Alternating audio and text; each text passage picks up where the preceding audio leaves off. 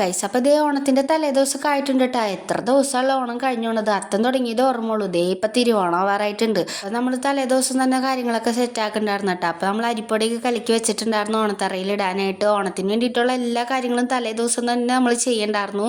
അതിൻ്റെ ഇടയിൽ നമ്മളെ അമ്മ സഹായിക്കാനൊക്കെ ഇടയ്ക്കിടയ്ക്ക് വന്നിട്ടുണ്ടായിരുന്നു. അമ്മയ്ക്ക് കറിയും വെക്കണമല്ലോ. അപ്പോൾ ദേ പിറ്റേ ദിവസം ആയിട്ടുണ്ട്. നമ്മളപ്പോൾ ഈ തുമ്പക്കടൊക്കെ വെട്ടി വെക്കണ്ടായിരുന്നു.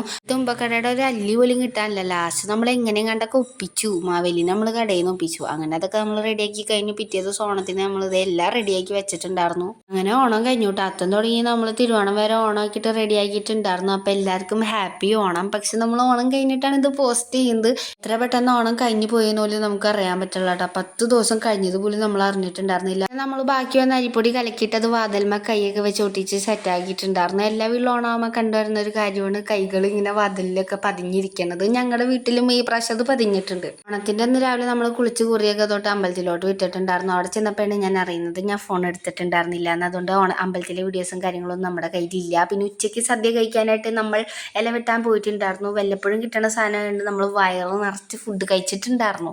ഞാനും കുഞ്ഞും കൂടിയാണ് ആദ്യം ഇരുന്നത്. ആദ്യം ഗണപതിക്ക് എന്നുള്ള നിലയിൽ ആ ഗണപതിക്ക് കൊടുത്തിട്ടാണ് പിന്നെ ഞാൻ എടുത്തത്. സാമ്പാർ, ക്യാബേജ്, അച്ചാർ, അവിയൽ എല്ലാ വീട്ടിലുള്ള പോലെ തന്നെ നമ്മുടെ വീട്ടിലും ഉണ്ടായി. 2 കൂട്ടം പായസം കുടിച്ച് കഴിഞ്ഞപ്പോൾ തന്നെ നമ്മൾ സുഖമായിട്ട് കിടന്നുറങ്ങിയിട്ടുണ്ടായിരുന്നു. ഉറക്കമൊക്കെ കഴിഞ്ഞ് എണീച്ചപ്പോഴാണ് കുഞ്ഞുൻ്റെ അമ്മയുടെ വീട്ടിലോട്ട് പോകാൻ വേണ്ടി റെഡിയായി നിൽക്കണത്. അതൊക്കെ കഴിഞ്ഞപ്പോഴേക്കും എൻ്റെ ചേച്ചിയുടെ 2 പിള്ളേരും ചേച്ചിയും ചേട്ടനൊക്കെ വന്നിട്ടുണ്ടായിരുന്നു. പിന്നെ രാത്രി നമ്മൾ ഉച്ചക്കത്തെ സദ്യ തന്നെ കഴിച്ച് കിടന്നുറങ്ങി. അപ്പോൾ നെക്സ്റ്റ് വീഡിയോയിൽ കാണാം. അപ്പോൾ ഓക്കെ, ബൈ ഗൈസ്.